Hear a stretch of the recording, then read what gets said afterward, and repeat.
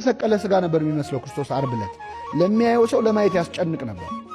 ስለዚህ ውበቱን ትታችሁት መልክ ራሱ የለውም፣ መልኩ ራሱ ጠፍቶ ነበረ ማለት መልክ የለውም ውበትም የለውም ማለት ያምር ነበረ። ፊቱን ለማየት ሰዎች ይከተሉት ነበር። አዎ ዓርብ ዕለት ግን የክርስቶስ መልኩ ራሱ ጠፍቷል እና አልቦ ራእይ ወአልቦ ላህይ እይታ የሚታይ ነገር መልክ የለውም ውበትም የለውም አለና ዓርብ ዕለት አምላካችን ስለ ሁላችን ሲል ፊቱ ጠፍቶ ነበረ። በመገረፍ ብዛት ስጋ የተሰቀለ ያህል ነበር የሚመስለው። ከመደብደቡ ብዛት ከመድማቱ ብዛት ፊቱ ከማበጡ ብዛት መልክ ራሱ የለውም፣ መልክና ውበት የለውም። ባየነው ጊዜ እንወደው ዘንድ ደም ግባት የለውም ማለት ክርስቶስን አይተው የወደዱት ብዙዎች ነበሩ ከዚያ በፊት። ዓርብ ዕለት ግን ባየነው ጊዜ ተሰቅሎ በአደባባይ ባየነው ጊዜ እንወደው ዘንድ ደም ግባት የለውም። መልኩ ውበቱ ጠፍቶ ነበረ በዕለተ ዓርብ ከስቃዩ የተነሳ ይላል። የተናቀ ከሰውም የተጠላ የሕማም ሰው ደዌንም የሚያውቅ ነው ይላል። ክርስቶስ በዕለተ ዓርብ እንደተናቀው መቼም አልተናቀም። ከዛ በፊት ያከበሩ ሰዎች ነበሩ።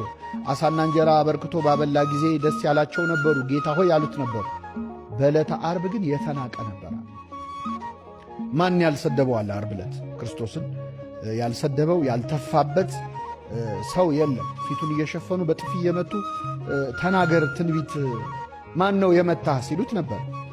ዓርብ ዕለት ለክርስቶስ ጉልበቱን ያላሳየ ሰው የለም። ሁሉም ንቀቱን አሳይቷል። ተራ በተራ ተሰልፈው ፊቱ ላይ ተፍተውበታል። ከመጥፋት በላይ ንቀት የለም። በነገራችን ሰው ላይ ፊት ላይ መጥፋት ማለት የመጨረሻው ንቀት ነው።